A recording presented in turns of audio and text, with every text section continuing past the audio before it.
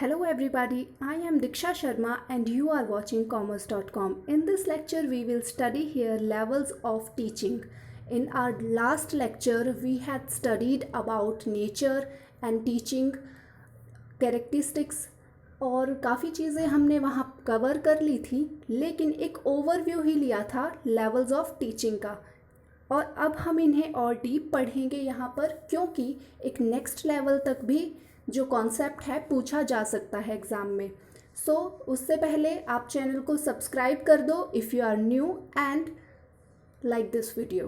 Okay, so let's just move to the next slide. So what is given here? Levels of teaching. तो हम levels of teaching पढ़ने से पहले ये समझ लेते हैं कि जो टीचिंग है ना, उसका मेन मोटिव होता है लर्नर की कैपेसिटी, कैपेबिलिटीज़, थिंकिंग और उसके बिहेवियर में कुछ चेंजेस लाना, राइट। तो इसीलिए क्या करते हैं, टीचिंग करते हैं, क्योंकि जो एक मेन मोटिव है, जो टीचर है उसका मोटिव क्या है एंड वो क्या चाहता है अपनी पूरी प्रोसेस का ऑब्जेक्टिव ये है कि जो मैं इसे समझाना चाहता हूँ, जो मैं इसकी थिंकिंग को बिल्ड करना चाहता हूँ, जो इसके बिहेवियर में चेंज लाना चाहता हूँ, वो कंप्लीट हो जाए ऑब्जेक्टिव, राइट। तो उसके लिए अलग अलग लेवल्स हैं, क्योंकि सभी लर्नर्स एक कैटेगरी के नहीं होते, यानी कि उनमें एज डिफरेंस होता है, लोकेलिटी डिफरेंस होता है और भी सोशल डिफरेंस भी होते हैं। तो उनको ध्यान में रखते हुए यहाँ कौन से हैं एज डिफरेंस के according different level of teaching: memory level, understanding level and reflective level. So इन्हीं को अब हम और अच्छे से पढ़ेंगे, साथ ही साथ टीचिंग व्यू पॉइंट भी देखेंगे। यानी कि जो मेमोरी लेवल टीचिंग है वो कैसा होता है, ऑटोक्रेटिक होता है, मतलब जिसके अंदर टीचर क्या करता है, अपनी जो बात है वो मनवाने की कोशिश करता है, यानी कि यहाँ रटवाया जाता है ना चीज़ों को। फिर है डेमोक्रेटिक, यानी कि टीचर उन्हें समझाता है और साथ में वो खुद भी, मतलब दोनों का बराबर पार्टिसिपेशन होता है, राइट। लेसेस फेयर में बिल्कुल खुला छोड़ देता है उनको, जैसे कि ठीक है तुम जो कर रहे हो ना वो करेक्ट है, और अगर नहीं है वो करेक्ट तो उसमें कुछ कुछ चीज़ें उनको मोटिवेट कर देता है कि ऐसे नहीं ऐसे है ये चीज़ें, मतलब हक नहीं जमाता बाकी दोनों की तरह। सो अब इससे आगे हम इन्हें और अच्छे से क्लियर करते हैं। मेमोरी लेवल ऑफ टीचिंग, यहाँ क्या है, it is all about cramming, कि रटवा दिया जाता है। जैसे कि अब अपनी ही क्लासेस को याद करो, जब आप LKG UKG में थे तो वहाँ मेमोरी लेवल ऑफ टीचिंग दी गई थी। जैसे हमें ज़ोर ज़ोर से बोलकर पोएम्स याद करवाई जाती थी, ABCD याद करवाई जाती थी, मतलब समझाया नहीं जाता था कि A फॉर एप्पल ही क्यों होता है, या फिर 1 1 2 3 ये वाली चीज़, क्योंकि हमें वो चीज़ रटवानी थी उन्हें, राइट। समझाना कुछ नहीं था उस टाइम, बस हमें बताना था कि ये 1 है, ये 2 है, ये 3 है। तो इसी तरह इस लेवल की टीचिंग में क्या है, क्रैमिंग करवाई जाती है। Information is gained by learner through memorisation, यानी कि उन्हें सिर्फ चीज़ें दिमाग में रटवा दी जाती हैं, वहीं से उनको इन्फॉर्मेशन आती है। मतलब अगर कोई रट के आ जाता है बच्चा, वो घर में आके बताता है मम्मी मम्मी ये पोएम सीखी, वो वाली चीज़। Okay, it does not develop view point, कोई व्यू पॉइंट डेवलप नहीं किया जाता, टीचर उन्हें सिर्फ क्या है, रटवा देता है। थॉटलेस टीचिंग है ये। Whatever teacher teach people have to accept, teacher ने जो भी कहा वो एक्सेप्ट करना होगा। वो क्वेश्चन थोड़ी करते हैं बच्चे कि नहीं A फॉर एप्पल ही क्यों, A फॉर आटा भी तो होता है, ऐसे कुछ नहीं होता। टीचर कंसर्न्ड, मतलब टीचर सेंटर्ड होती है ये, कि टीचर इसका मेन जो रोल प्लेयर है वो है। To place for criticism, okay, no place for criticism, यानी कि बच्चे अपनी टीचर की गलतियां नहीं निकाल सकते। कोग्निटिव लेवल ऑफ टीचिंग है, कोग्निटिव होता है जहाँ पर आप चीज़ें मेमोरी में फीड कर लेते हो, ठीक है, तो वो वाली है। At this level of student learn to identify, recall and remember the object, event, ideas, retain them memory.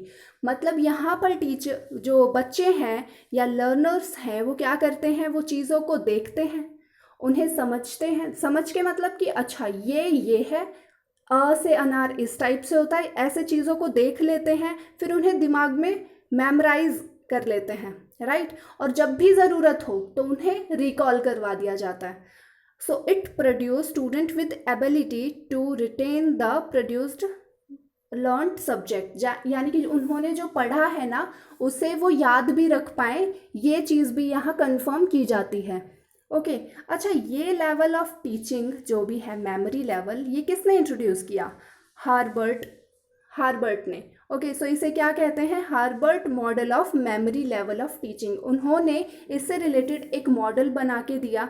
अब हमें मॉडल इतना इम्पॉर्टेंट नहीं है, लेकिन नाम इम्पॉर्टेंट है, तो मैंने यहाँ बता दिया हार्बर्ट। उन्होंने 5 स्टेप दिए थे टीचिंग के लिए: focus, syntax, social system and support system. तो उन्होंने कहा कि फोकस जो होता है इस तरह की टीचिंग के अंदर, उनको बेसिकली क्रैम करवा दो चीज़ों को, उनको नॉलेज और फैक्ट प्रोवाइड करवा दो, बस। मतलब सीधे से कह दो कि ये चीज़ है और ये याद करनी है, इस तरह से, और देखो कि वो उसे याद कर लें, ये भी चीज़, ठीक है। फिर सिंटेक्स के अंदर आता है कि उनको प्रेजेंट करके दिखाओ और उनसे कोरिलेट करो कि देखो आप ये एप्पल खाते हो, जैसे बच्चों की बात करें तो ये A फॉर एप्पल है, इस तरह से कोरिलेट करके दिखाओ और फिर जनरलाइज कर दो चीज़ों को। तो उन्होंने इस तरह से बताए स्टेप्स।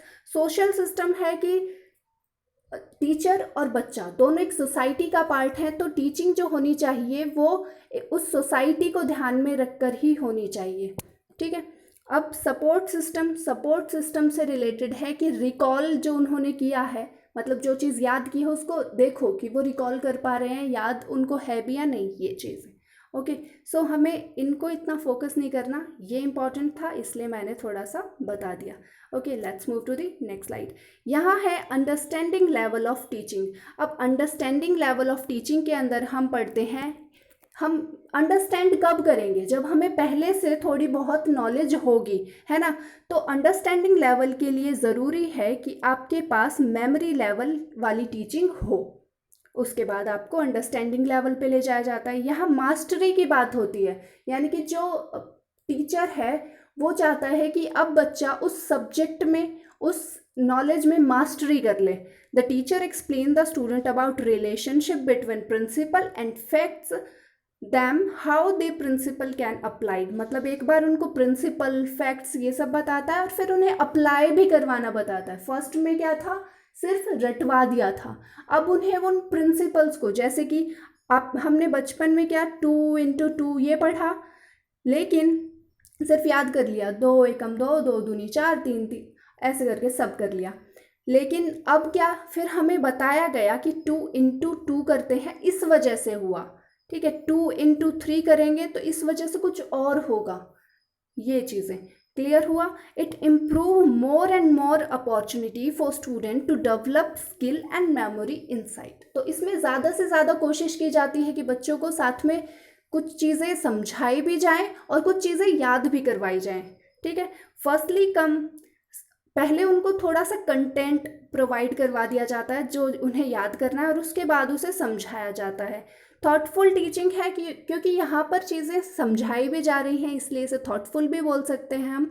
अच्छा, interactive process including class talks. जैसे कि अब क्लास की ही बात कर लो, जब आप 4th 5th क्लास में हो या उससे ऊपर की क्लासेस में, तो आप अपने टीचर से सवाल भी पूछ सकते हो, क्वेश्चन उनसे पूछ सकते हो कि ऐसे क्यों, वैसे क्यों, ये चीज़ें, क्योंकि तो हम बोल सकते हैं ये इंटरैक्टिव प्रोसेस है। पीपल आर मोर एक्टिव, मतलब पहले तो बच्चे क्या थे, बिल्कुल एक्टिव ही नहीं थे, टीचर ही एक्टिव था, वही उन्हें सिखा रहा था, सब कुछ याद करवा रहा था। अब बच्चे भी एक्टिव हैं यहाँ पर। So people are criticize teacher and also ask question. Okay, evaluation system of the level is mainly objective type और ऐसे टाइप, यानी कि यहाँ हम ऑब्जेक्टिव टाइप और ऐसे टाइप क्वेश्चन से उनका हम इवेल्युएशन करते हैं कि उन्होंने कितना सीखा, क्या समझा, इस तरह से। नेक्स्ट, ये किसने दिया method? Morrison's model of understanding, the model of understanding, ठीक है। जो अंडरस्टैंडिंग का है वो मॉरिसन ने इंट्रोड्यूस किया। उन्होंने भी स्टेप बताए 5: exploration, presentation, assimilation, organisation and recitation. इनको ज़्यादा पढ़ने की ज़रूरत नहीं है, सिर्फ एक बार देख लो उन्होंने कहा क्या, focus the peoples to achieve the mastery of concept. उन्होंने कहा कि यहाँ पर फोकस किया जाता है कि बच्चे मास्टरी कर लें, जो लर्नर्स हैं वो मास्टरी कर लें उस सब्जेक्ट में। Teachers stress upon the mastery of content.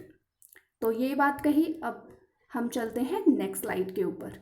Okay, reflective level of teaching. Reflective level आ जाता है इन दोनों से नेक्स्ट स्टेप, यानी कि हमने याद कर लिया चीज़ों को, हमने उन्हें देख लिया कि अच्छा ये क्यों हुआ, ठीक है, पहले मेमोराइज कर लिया, फिर देख लिया ओके इस वजह से हमें ये पढ़ाया गया था और ये था, ठीक है। अब हमें और देखना है कि अब जब तक जो चीज़ें हमने पढ़ ली समझ ली, उन्हें और प्रॉब्लम्स के साथ, कोई अगर नई प्रॉब्लम आ रही है तो उनमें वो पुराने प्रिंसिपल्स कैसे अप्लाई किए जा सकते हैं, या नए प्रिंसिपल हम कैसे इवेलुएट कर सकते हैं, अराइज कर सकते हैं, या फिर रिसर्च कर सकते हैं नई चीज़ों की।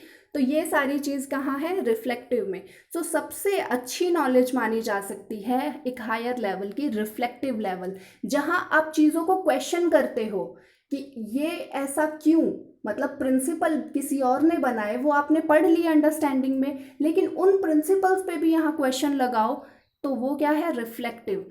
तो एमएलटी और यूएलटी दोनों ही ज़रूरी होती हैं आरएलटी के लिए, यानी कि मेमोरी लेवल और अंडरस्टैंडिंग लेवल ज़रूरी है। हाईली थॉटफुल एक्टिविटी है। अच्छा, जब आप क्वेश्चन करोगे तो आप यही थोड़ी कि फालतू के क्वेश्चन पूछ रहे हो, आप क्वेश्चन उठाओगे खुद से कि ये क्यों, ऐसे क्यों, फिर आप रिसर्च करोगे उसकी, तो ये हाईली थॉटफुल है। और साथ में both people and teacher participant, दोनों ही पार्टिसिपेट करते हैं।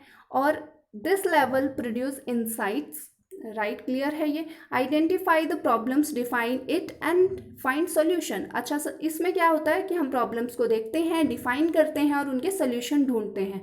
टू डेवलप प्रॉब्लम सॉल्विंग की जो एक हमारे अंदर कैपेसिटी हो या कॉम्पिटेंसी हो, वो इसमें पीपल के अंदर अराइज की जाती है, मतलब। और to develop critical constructive thinking, मतलब एक क्रिटिकल थिंकिंग, हर चीज़ को थोड़ा सा क्रिटिकली भी देखना, उसकी पॉजिटिव नेगेटिव दोनों साइड्स को देखना। To develop independent and original thinking, आपकी थिंकिंग मतलब किसी का कॉपी पेस्ट नहीं होगा, आपकी अपनी सोच एक बिल्ट होगी, आपके अपने प्रिंसिपल्स बिल्ट होंगे इस तरह से, right. Easy type of test used evaluation, तो इसमें ऐसे टाइप, मैंने ईजी टाइप बोल दिया, ऐसे टाइप जो होते हैं टेस्ट वो यहाँ पर इवेल्युएशन में काम आते हैं। Now clear it, okay. So ये किसने दी, हंट ने दी। हंट मॉडल ऑफ टीचिंग, उन्होंने focus, syntax and social system and support system, ये स्टेप बताए इसके। Okay, let's move to the next slide. अब यहाँ पर कि हमने देख लिया, हम मेमोरी की बात कर रहे हैं, बार बार मेमोरी के टाइप कितने हैं, कि जो चीज़ें हम पढ़ते हैं, आप ही सोच रहे होंगे कि क्या क्या कैसी कैसी मेमोरीज हैं। सो पढ़ लेते हैं। इमीडिएट मेमोरी, इमीडिएट मेमोरी होती है आपको एकदम से चीज़ें याद आ जाएं, उसे बोलते हैं। परमानेंट मेमोरी की जो याद आने में कुछ टाइम लगे, the recalling of material for a longer time, और आप उसे ज़्यादा टाइम तक रिटेन भी कर सकते हो, मतलब आपको वो बहुत टाइम तक याद रहने वाली है। पर्सनल मेमोरी, जो आपने अपने पर्सनल एक्सपीरियंसेस से कुछ भी सीखा है वो आपकी पर्सनल मेमोरी है। और इम्पर्सनल है, आपने कहीं बुक से, कहीं मूवी से, कहीं से वो नॉलेज गैदर की है या किसी और की वो एक्सपीरियंस से सीखा है, तो वो इम्पर्सनल होती है। एक्टिव मेमोरी होती है कि मेक एफर्ट टू रिकॉल, मतलब आपको थोड़ा एफर्ट लगाना पड़े अपने पुराने एक्सपीरियंसेस को याद करने में, जैसे कि आप आंसर करते हो एग्जाम के अंदर। Passive memory, recall experience without effort, मतलब बिना किसी एफर्ट के आपको चीज़ें जैसे रटी नहीं होती, वैसे कि आपसे कोई पूछे दो दूनी चार, ऐसे। और मशीनिकल मेमोरी और physical memory, body become habitual for both, जैसे कि एक मशीनिकल मेमोरी है कि आपको लेट उठने की आदत ही पड़ जाए, कईयों को सिगरेट पीने की आदत हो जाती है तो उन्हें याद नहीं करना पड़ता कि हाय है पीनी है सिगरेट, अपने आप से चीज़ें होती हैं, ठीक है लगाया सुट्टा चल दिए, वो चीज़ें, ओके। रूट मेमोरी होती है रटी हुई चीज़ें, यहाँ पर क्रैमिंग, जो आपने कभी क्रैम करवाया होगा आपको कभी, वो चीज़ें बिन विदाउट अंडरस्टैंडिंग, कुछ समझाया नहीं गया, सिर्फ रटवा दिया, ठीक है, कि लड़कियां छोटे कपड़े नहीं पहनेंगी, बुरी बात, तो आपने भी रट लिया और आपने किसी लड़की को देखा यही चीज़ें बड़बड़ बड़बड़ उगल दी ऐसे करके। तो दोनों ही चीज़ें, वो सही भी हो सकती है, ये बात गलत भी हो सकती है, आपने सोचा नहीं, वो मैं कह रही हूँ। ओके, लॉजिकल मेमोरी क्या है? To learn something by using intellect and its recalling when needed. अब लॉजिकल मेमोरी है कि जब ज़रूरत होगी तब वो चीज़ें याद आ जाए और नहीं ज़रूरत तो नहीं आएंगी, ये चीज़, ठीक है। सो आपको क्लियर हुआ यहाँ तक? लॉजिकल मेमोरी वैसे बहुत अच्छी होती है कि चीज़ें ज़रूरी हो तभी याद आए, वरना पड़ी रहे। ओके, गुड मेमोरी के क्या क्या चीज़ें, हमने मेमोरीज सारी देख ली। अब एक अच्छी मेमोरी क्या है कि हम उसे याद कर सकें। Rapidity in learning and stability in retention, वो हमारे पास जैसे स्टेबल रहे, ये नहीं कि हमने कल याद किया परसों भूल जाए, स्टेबल है ही नहीं फिर तो। अब रैपिडिटी इन कॉलिंग रिकॉलिंग, मतलब हमें जैसे ज़रूरत हो तो वो चीज़ हमें ध्यान में आनी चाहिए, अब बोलते हुए शब्द भी वो ध्यान में आने चाहिए जैसे, तो ये मैंने एक एग्जाम्पल दिया। एंड सर्विसेबल की वो यूज़ में भी आए। और एक जो चीज़ मैंने यहाँ नहीं लिखी शायद, तो वो है कि जब ज़रूरी हो ना, irrelevant things, forget irrelevant things, ये भी लिख लेना, क्योंकि अगर जो फालतू की चीज़ें हैं वो भी आपको ध्यान में आ रही है तो फिर आपकी मेमोरी अच्छी नहीं है। जो फालतू की इररेलीवेंट चीज़ें हैं वो आप भूल जाओ जितना जल्दी हो सके, ये भी एक गुड मेमोरी का ही एक कैरेक्टरिस्टिक है, राइट? यहाँ तक क्लियर है? So thanks for watching and in our next lecture we will study here phases of teaching, और साथ में ये भी पढ़ लेंगे कि फंक्शन ऑफ टीचिंग वेरिएबल, की फंक्शन टीचिंग वेरिएबल्स हैं उनके क्या फंक्शन होते हैं। So keep learning, keep growing and like this video if you like this series and subscribe our channel.